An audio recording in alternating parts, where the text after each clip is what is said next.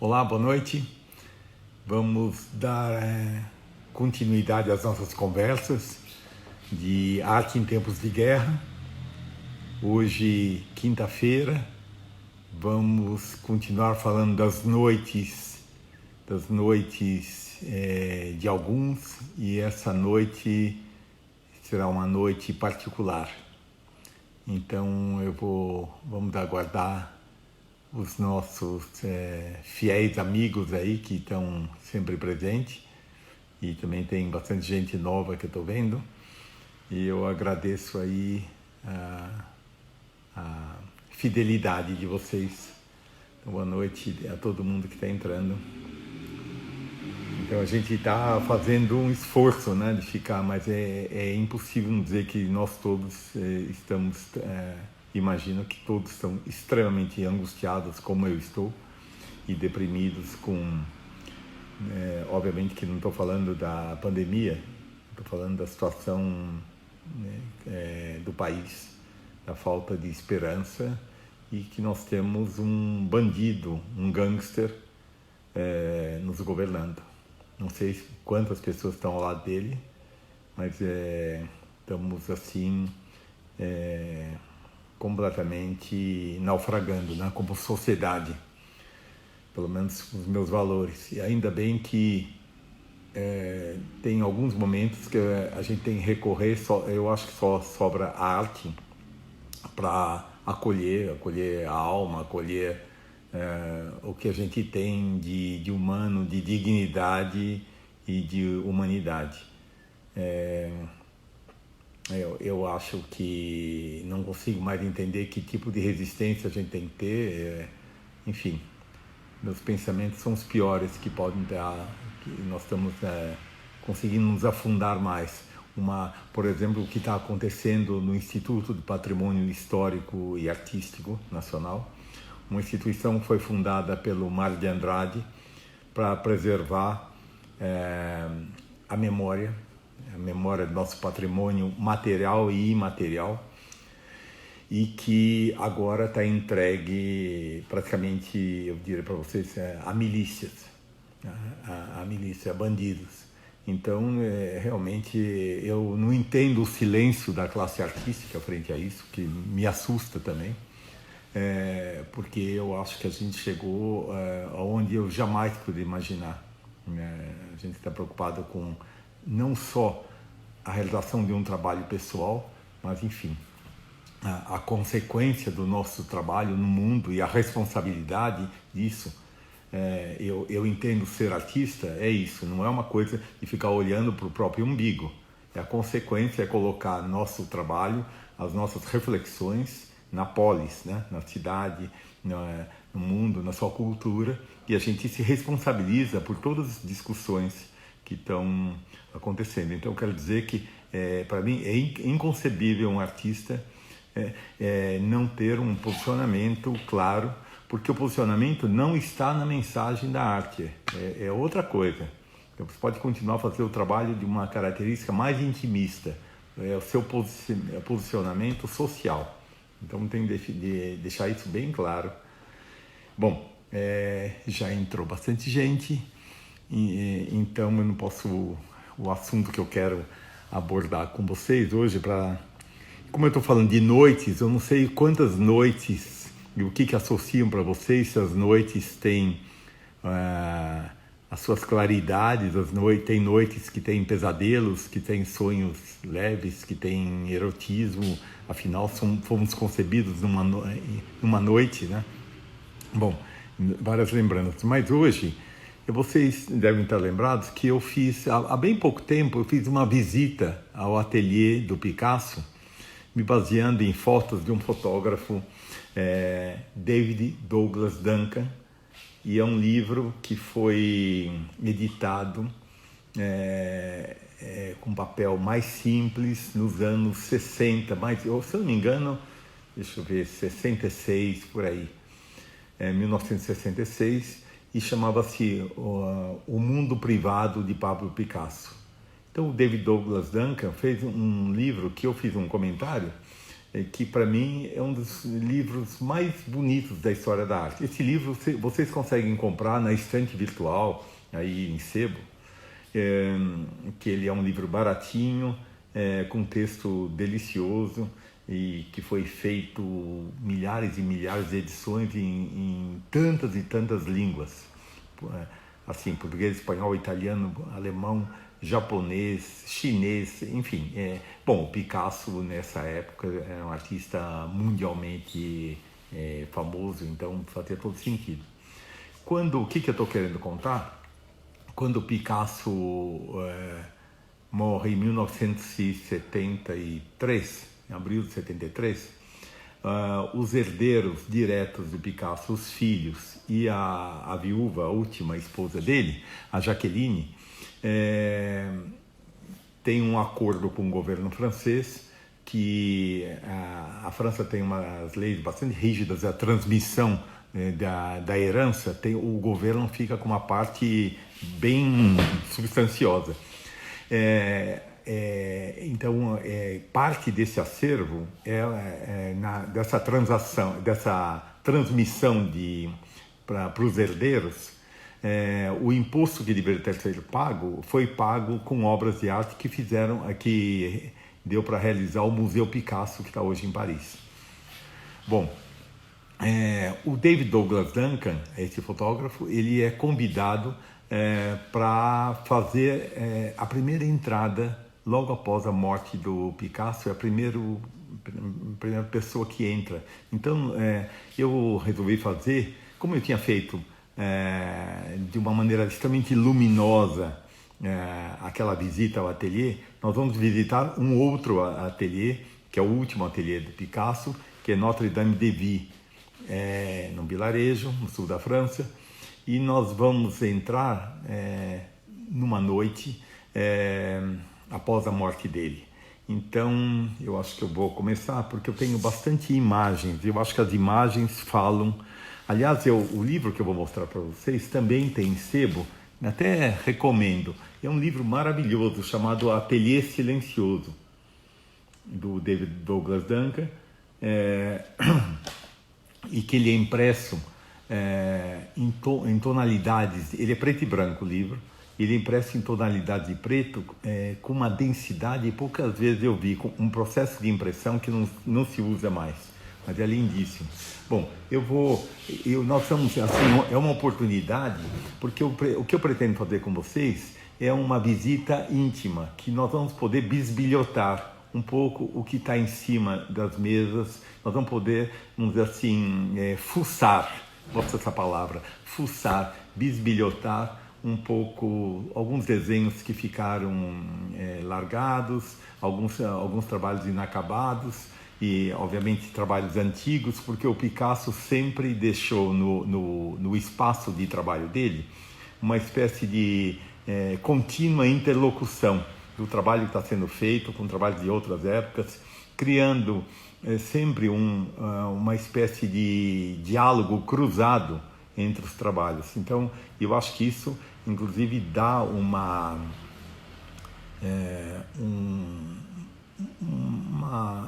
linha contínua em toda a obra dele. Tem sempre quer dizer, obviamente a marca não é só isso, mas é um trabalho que se visita e se revisita constantemente. Como Picasso também visitava a obra de outros artistas, quer dizer, um artista que tem uma interlocução com o seu processo, com seus temas que vão e voltam, e com obras de outros mestres. Bom, então nós estamos entrando no hall de Notre-Dame-de-Vie, onde tem trabalhos de várias épocas. Então é uma chance da gente... eu tenho bastante imagens para mostrar para vocês, então, e assim a gente pode encontrar numa mesinha um desenho, um autorretrato, que sempre são lindos, e logo demais a gente abre a porta e a gente entra no ateliê do Picasso. Eu acho que eu gostaria que vocês tivessem esse olhar um pouco de bisbilhotar mesmo, de ver o que as coisas estão, o espaço, com o que ele dialoga, né? Ó,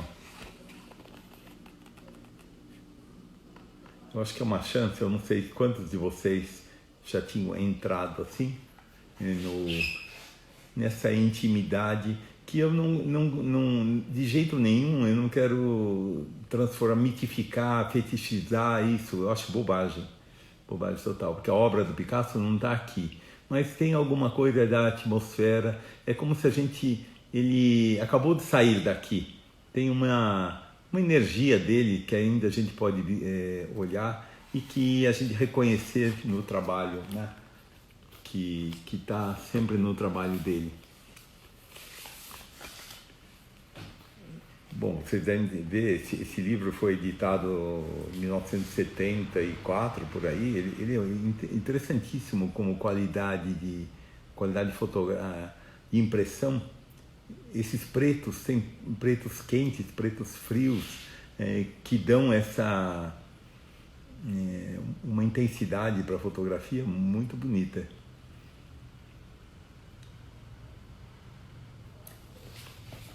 Que mais?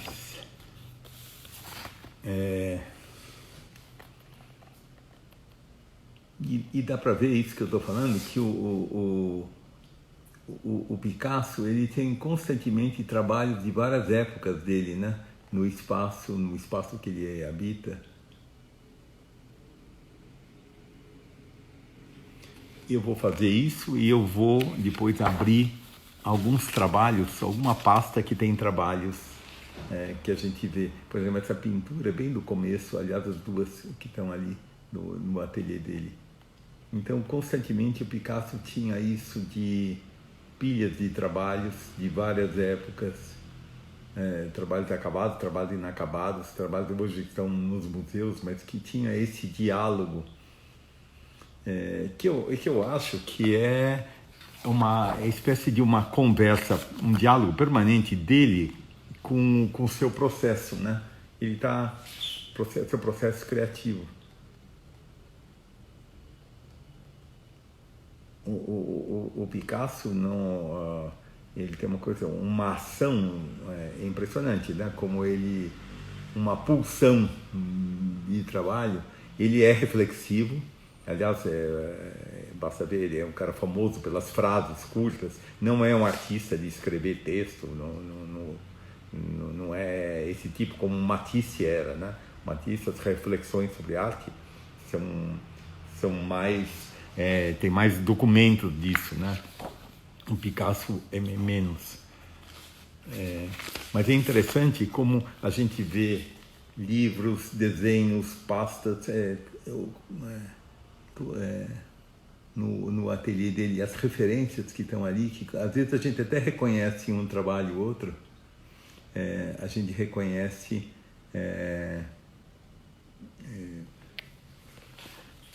objetos que entram nos desenhos, nas pinturas, nas gravuras, né? Por exemplo, essa pomba da paz que ele usa para um cartaz que ele faz para o Partido Comunista eu acho que é na década de 50, 56, o Congresso do Partido Comunista, um famoso que teve uma hora expurgo. Eu acho que esse, se eu não me engano,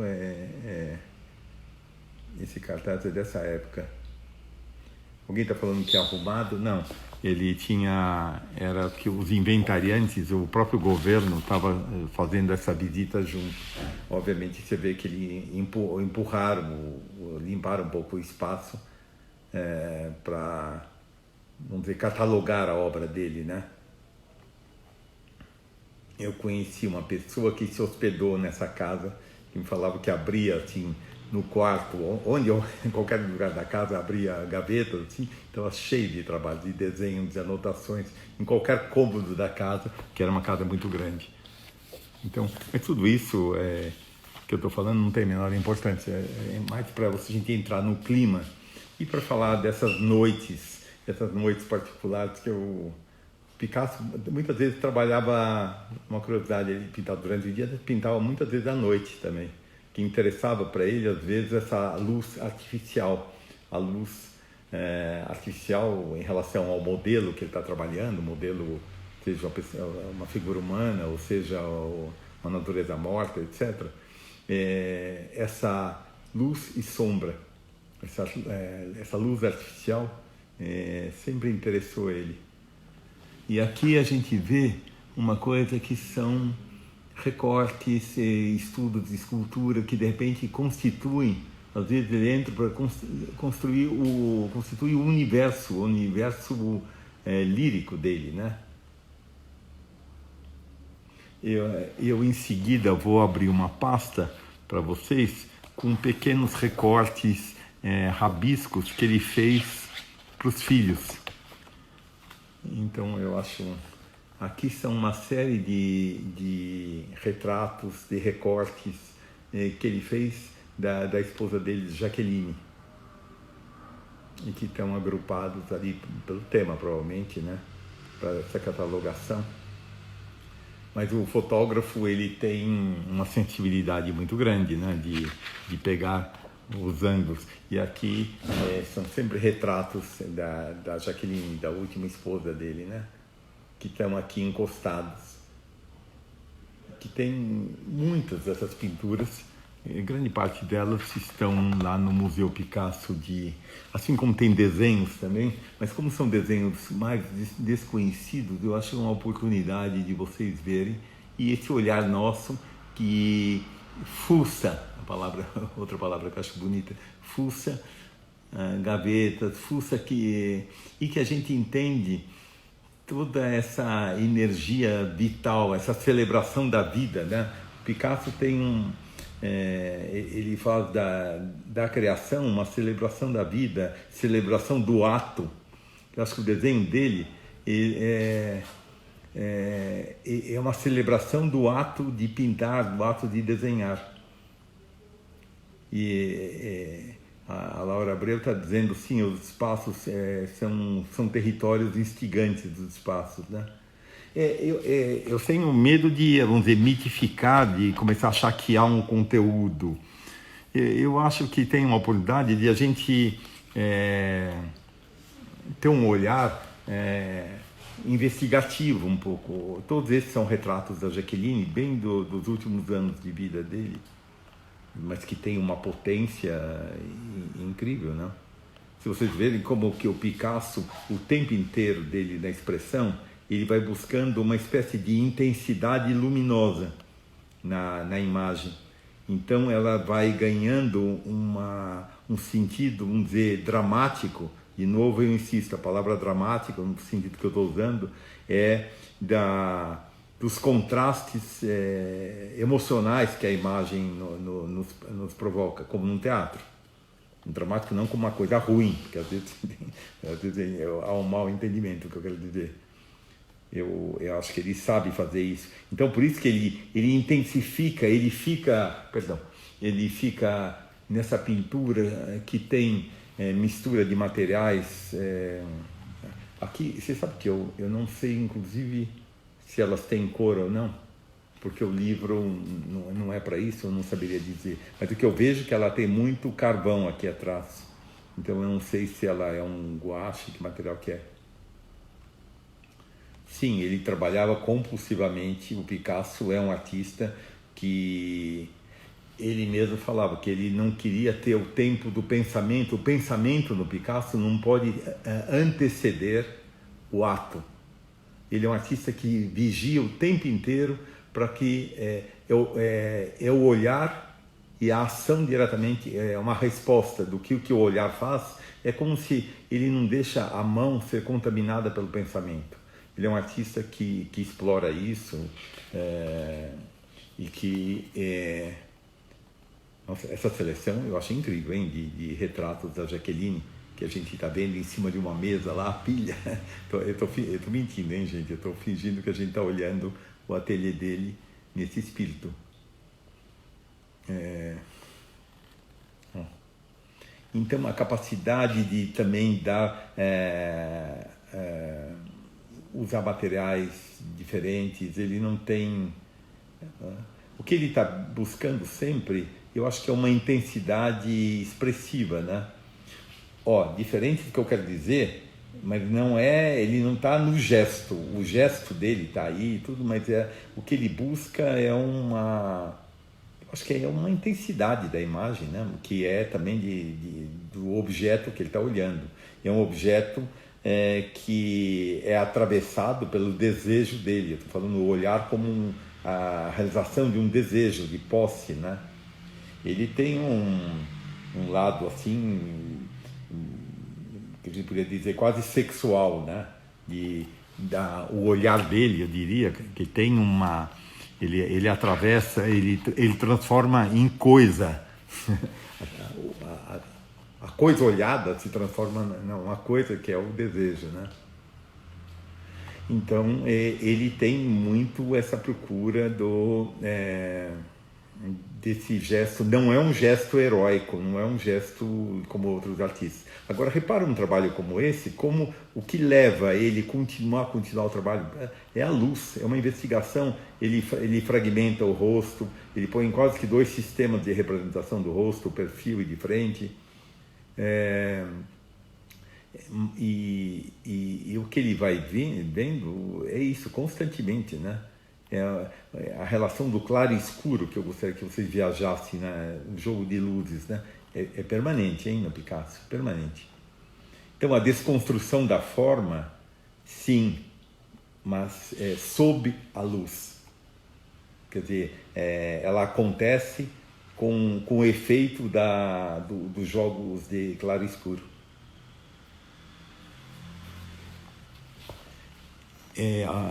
Alguém está falando um olhar de cobiça para o feminino, eu acho que é mais, é um olhar de posse, de estupro, sei lá, é uma coisa. Eu acho que ele tem ele é selvagem, né? Eu acho que ele tem uma coisa muito diferente do olhar do Matisse, né? Eu acho que ele tem uma coisa incrível, assim, né? É difícil até pôr em palavras, nominar, imagino que vocês sintam isso, né? E como essa Jaqueline serviu de... Tudo isso que a gente está falando, mostrando, são trabalhos que estavam assim, e que são retratos dela. Quantos retratos? Quer dizer, o que ele está querendo não é a semelhança, em nenhum momento ele está procurando semelhança. É um olhar que transforma numa experiência pictórica a experiência de olhar, né? A gente não se cansa de ver, quer dizer, nenhum de nós está procurando a Jaqueline, a mulher do Picasso, não é pouco importa, né? Quer dizer, é o humano que tem aí, né?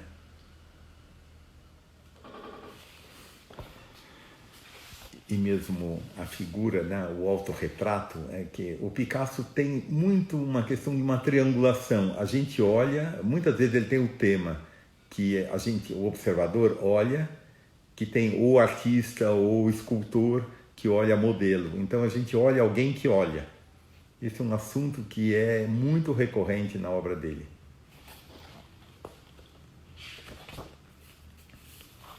Esse livro é tão incrível que eu fico com pena de não mostrar as páginas todas, assim, né?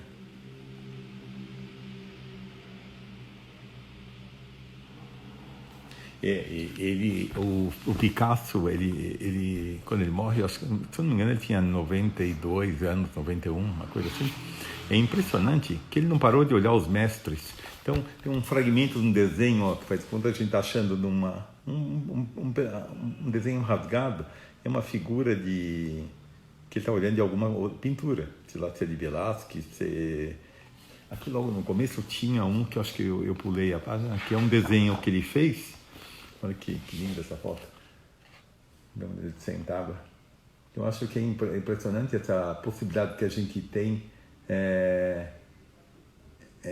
de entrar no espaço dele, né? Tem 2 retratos dela completamente devastada, Jaqueline, e o cara de chapéu é o David Douglas Duncan, aqui. É um retrato deles.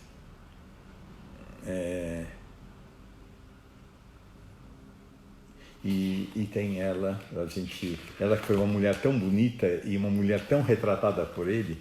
Eu acho interessante que ela tenha deixado pôr no livro essa foto dela completamente devastada, pouquíssimos dias após a morte dele. Ela se suicida 1 ano e pouco depois. Mas eu pulei, deixa eu só achar esse desenho que foi encontrado lá. Cadê? Que é um desenho que ele copia um Rembrandt um pouquinho, com 90 e poucos anos. Quer dizer, tem esse olhar é um olhar interrogativo. Ele não é passivo.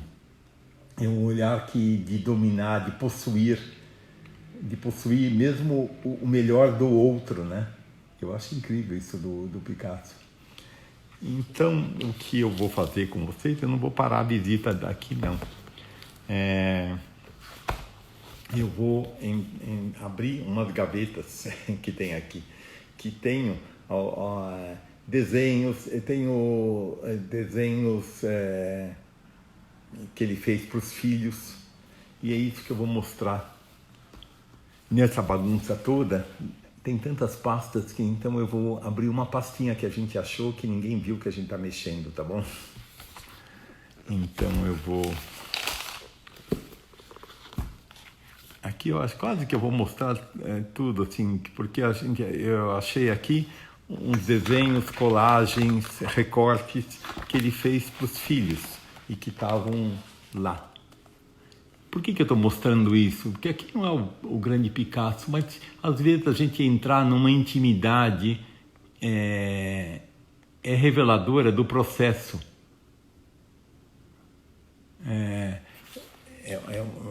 Do processo criativo. Olha, que o tempo inteiro ele dava para as crianças, ou ele fazia de brincadeira certos recortes, vocês vão ver.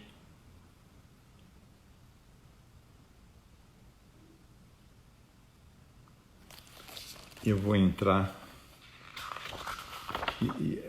olha como uns recortes por sorte foram guardados, hein? Que ele brincava, fazia de papelão ou de papel, desenhava, pintava e dava para os filhos. Isso a gente entrando assim, né? Poder ver esse olhar que ele está constantemente num ato. Ele não parou, né? Ele não para de fazer, mesmo como dialogar com os filhos, ele ele pintando o repertório dele. Eu acho interessante.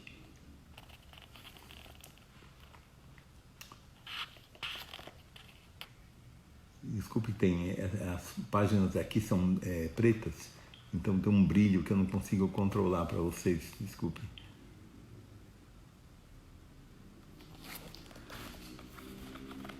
E nessas pastas aqui a gente vai poder ver uma coisa que é o processo. Olha que incrível.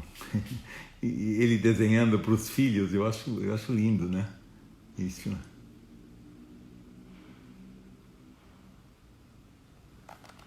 E olha, tem aqui outros personagens.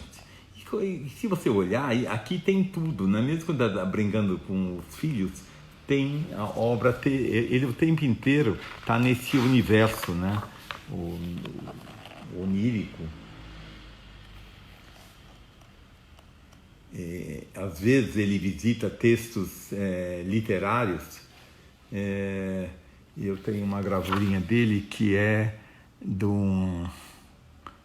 Sabe que agora me deu um branco do texto, de uma alcoviteira. Você sabe o que é alcoviteira? Uma figura na cultura espanhola. É um texto do século XVI, que é a mulher que arranja casamentos, que fazia na corte acertos comerciais ou mesmo de prostituição. E o Picasso usou isso muito como tema. Vão aparecer aqui alguns personagens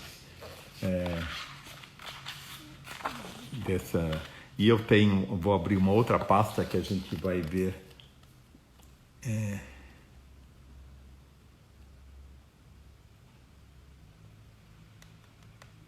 aqui a gente... Isso é interessante, isso ver para os filhos, né?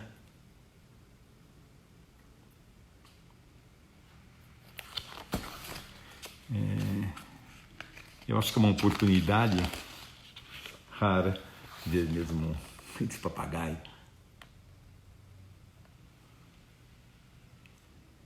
Aqui é um teatrinho, né? Um desenho de um teatrinho para crianças. Mas quantas vezes eu já vi esse universo, né?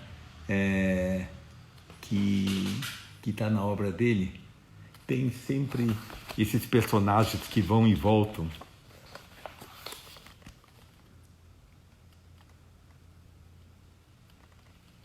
Então, essa noite que eu estou trazendo para vocês, essa noite particular do Picasso, é uma noite mais iluminada, né? É uma noite menos trágica. Eu pensei isso hoje, eu ia mostrar um artista alemão, assim, muito...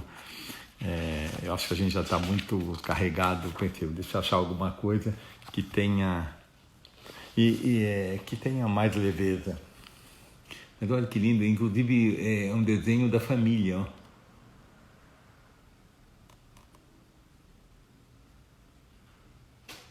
O Picasso, se você for ver, ele é um artista que ele revisita, ele tem temas, né? Os retratos, a questão da tourada, né? A tourada como justamente essa virilidade da tourada, essa questão da força, da tauromaquia. Bom, ele é um espanhol, né? E olha que desenho lindo que a gente acha numa gaveta lá, um autorretrato.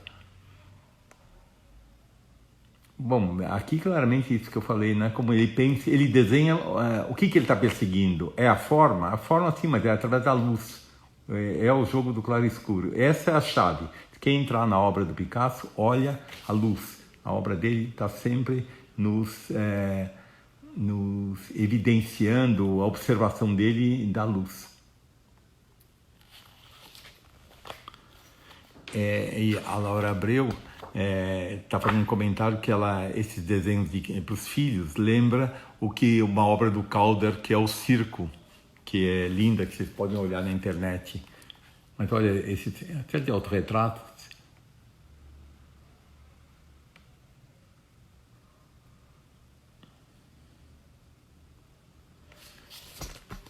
Como é um artista, o que ele está fazendo no autorretrato? Ele está olhando, não é ele está desenhando o olhar, quer dizer, é o tempo inteiro, ou desenhando as filhas dele, né? Perdão. Vou aqui.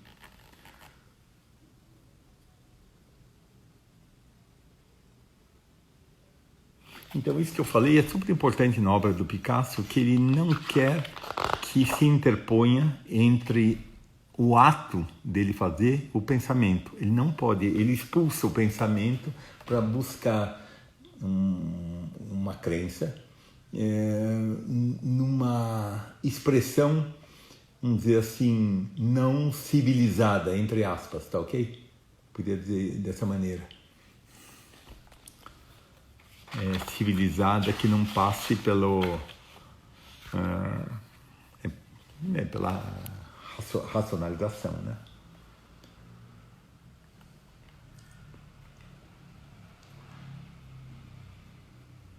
Ele ficava, muitas vezes, os temas apareciam e ele ficava investigando e até uma saturação. Mas dá para perceber nessas anotações que a gente vai encontrando no ateliê dele como ele é um artista que estuda. Ele estuda, mas é diferente, ele estuda antes. Eu tenho várias folhas desse tipo. Isso demonstra claramente que é um pensamento que depois, quando ele vai fazer o trabalho, ele tenta esquecer. Mas você vê que ele é um artista que está constantemente em reflexão do trabalho. Quer dizer, ele pega uma distância e quem olha, ele que olha sentado naquela poltrona, ele não é mais o cara que faz, ele é o quem vê. E ele dialoga com esse outro eu dele. E a síntese, como ele vai chegando de um desenho de um bicho, de um boi, de uma vaca, e como ele vai chegando a uma síntese, e ele vai desenhando, buscando. Eu vou mostrar isso, talvez que o tempo que eu não... Bom,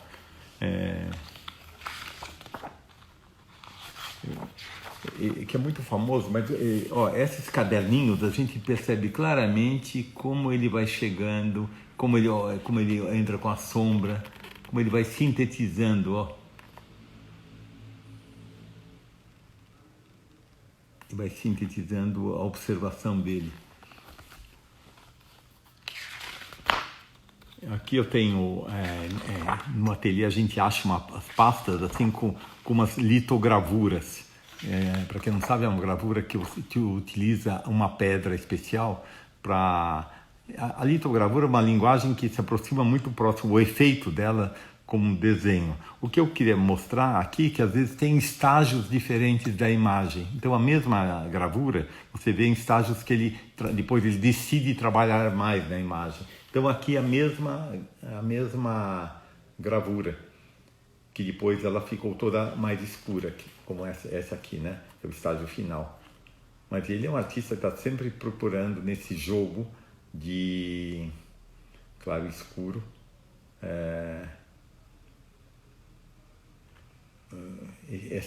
esse drama, né? Aqui tem várias que a gente vê a mesma gravura, olha, que ele vai buscando na imagem. Eu acho tão interessante. Porque o tempo inteiro ele está procurando, aliás, mesmo que ele não saiba o quê, mas ele está em constante... Desculpe um segundo só, para meio terminar. É um tema que sempre tem tirado muitas vezes de outras pinturas, da história da arte, esse tema da Vênus e a mulher, uma serviçal, enfim. Ele aparece muitas vezes. O Picasso, ele revisita, ele tira o tema dele, como o Rembrandt, eu falei para vocês que fazia muito isso. Comprava, no caso o Rembrandt, ele comprava gravuras, principalmente as gravuras italianas, e ele usava detalhes. Muitas vezes ele não tinha um modelo, o modelo era ele tirava de um outro trabalho.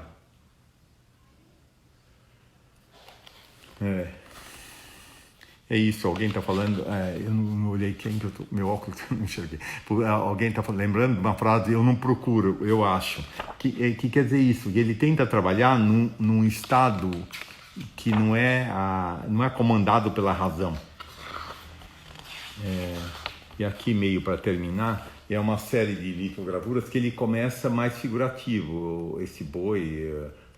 o touro, né, da tourada, que é um tema clássico dele, e ele vai, na mesma pedra, ele vai apagando, ele vai modificando, foi feito esse estágio e ele fez uma edição.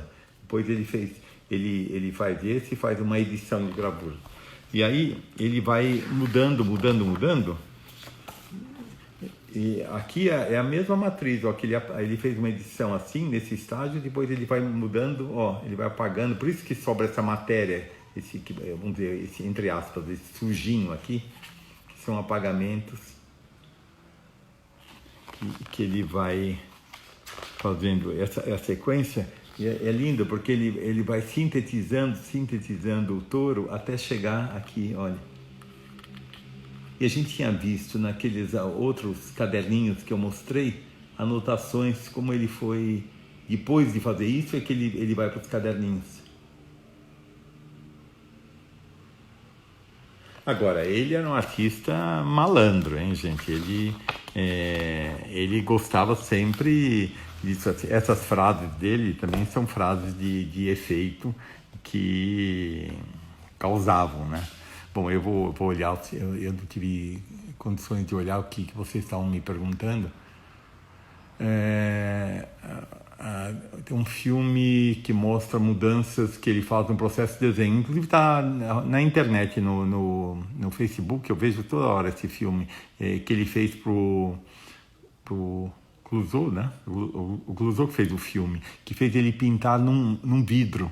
Então o cineasta fica do outro lado do vidro. Então a gente vê o Picasso pintando, não só você vê o pincel na superfície, no vidro que é transparente, como você vê a expressão dele. Então, é interessante porque você vê esse diálogo. Ele está olhando o quê? Ele não olha o desejo, ele consegue separar entre o que ele faz. É um caso incrível, que ele olha o que ele faz, ele dialoga com o que sai, não o que ele queria que tivesse saído. É impressionante como é evidente isso.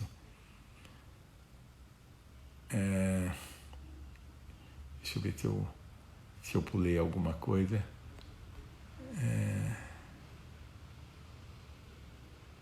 Ele fica muitas vezes no mesmo tema, porque na verdade o tema também não é mais importante. Eu esqueci de mostrar o mais importante para vocês. Aqui eu tenho uma pasta com outros. Olha aqui, ó. Eu tenho uma coisa preciosa para mostrar para vocês, que é umas litogravuras. Olha aqui, em que tem a alcoviteira, essa mulher, e sempre tem ela com, sei lá, a mulher nua. É um personagem que é muito recorrente na obra dele, na obra gráfica, na obra pictórica, na escultura também. É incrível, né? Eu tenho outras aqui para vocês verem, preciosidades, ó. Também do mesmo tema, da alcoviteira.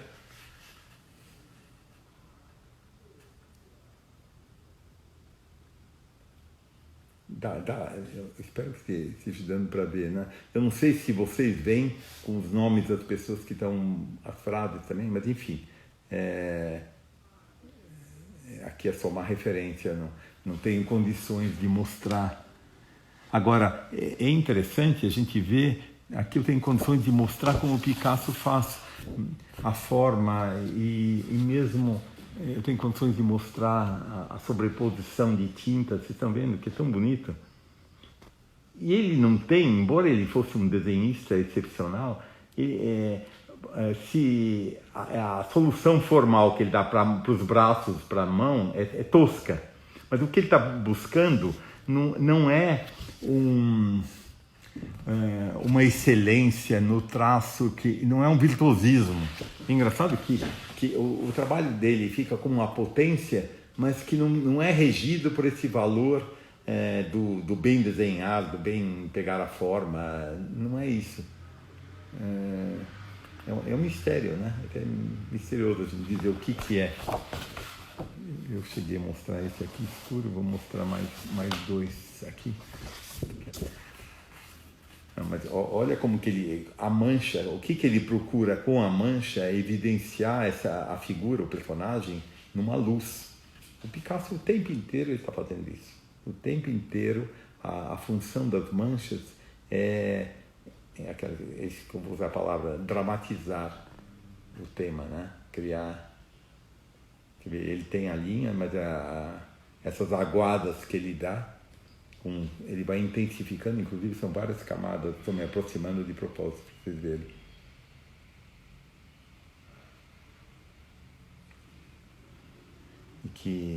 E repara que com a gente olhando, a gente se perde, a gente entra no trabalho, a gente vai, quer dizer, você vê o desenhar, né?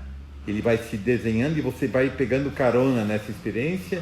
E aí, de repente, você vê o tema, você volta, a gente fica isso que eu costumo dizer, uma espécie de uma errância. Você vai dentro e fora do que está acontecendo. E para terminar, eu tenho essa aqui para vocês, que também tem sempre esse espírito. Um outro dia eu mostrei obras de tourada, né? Hoje mais centradas nessa questão. E sempre tem essa coisa, alguém que olha, né? Nós estamos olhando, alguém que está olhando. Então, que olha a cena, que está dentro. Isso que eu falo que cria uma triangulação.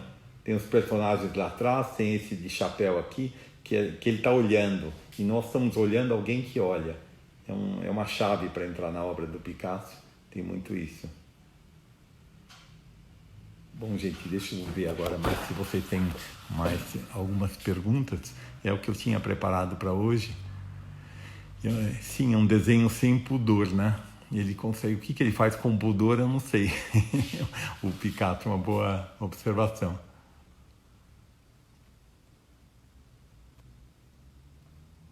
Ele guardou, ele procurava também essa força primeira, um gesto primeiro, que os expressionistas também, né? Que é uma coisa que não seja aculturada, que não seja domesticada por um saber prévio, né? Eu acho que, respondendo a Ana aqui, de fato, hoje a gente entrou no ateliê dele. Então a gente pôde mexer um pouquinho nas gavetas e o que não está exposto, né? Nós fomos bisbilhotando trabalhos dele que revelam, que sempre remete, a obra do Picasso, ela sempre remete a uma totalidade dela, né? O Picasso bom, o Picasso ruim, mas sempre é Picasso. Ele tem isso que é tão incrível de um artista, né? Que ele tem a singularidade, ele tem uma impressão digital, vamos chamar assim, né? Artística, que não há dúvida. Eu acho que é um valor e isso mostra uma crença dele nisso. Tem tantos artistas que não têm isso, né? Tem gente que está dizendo que a conexão está ruim hoje. Bom, eu acho que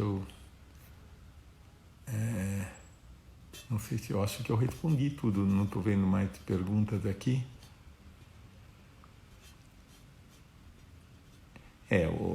O Picasso não há dúvida que é um artista que tem um domínio e ele soube cedo, como o próprio pai dele, que era artista, né? O Picasso com 6 anos de idade, e normalmente que a criança tem um desenho simbólico, ele tinha desenho de observação e com um altíssimo grau de observação. O pai dele, os pais perceberam isso, que é totalmente incomum numa criança dessa idade, né? E num período de alfabetização. A Dominique Girard pediu que eu mostrasse a capa desse segundo livro. Sim, é essa aqui, que é o Ateliê Silencioso, do David Douglas Duncan. Que é lindo esse livro. Então,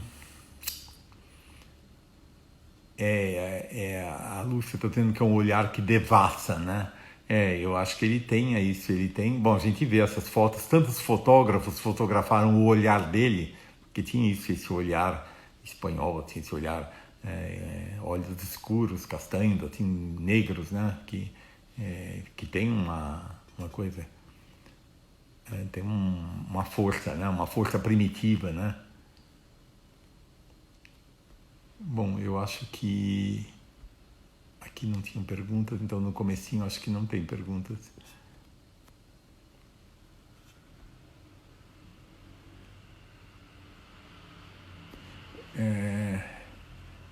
Eu não entendi se estão dizendo se alguém esses desenhos conversariam com Matisse. Eu não sei se sempre não. Não sei em que sentido. Eles são 2 artistas que eu comentei já num encontro aqui, que se olhavam o processo do outro. Mas eu acho que eles fazem, eu não associaria, não. Eu não associaria nesse sentido. Bom, inclusive porque o Matisse faleceu, acho que em 54, se eu me lembro, mais ou menos, nessa época, né? Aqui a gente está falando já de anos 70. Eu acho que o que o Picasso fez mais no fim da vida, ele revisitou a obra de muitos artistas que formaram, que ele tinha interesse, enfim, alguma coisa que ele vai saquear, não podia chamar assim, né? Saquear, vai revisitar com reverência, com irreverência, enfim. Bom, eu acho que estamos conversados, porque o nosso tempo está meio esgotando. Então, eu queria agradecer a vocês a fidelidade, agradecer aos novos interlocutores aqui. Espero que eu não tenha Eu hoje não tive tempo de responder, vi que tinham perguntas de ontem, me desculpem, mas eu vou responder quando eu vou olhando para trás, quando deixam eu tento responder. Vamos ver se eu continuo em noites ou passo para dias agora, as nossas conversas, tá ok? Então vai ser um prazer continuar com vocês e a gente se vê amanhã às 21 horas, tá bem? Então, muito obrigado e fiquem bem, cuidem-se, né? E cuidamos dos outros também. Então, boa noite e até amanhã.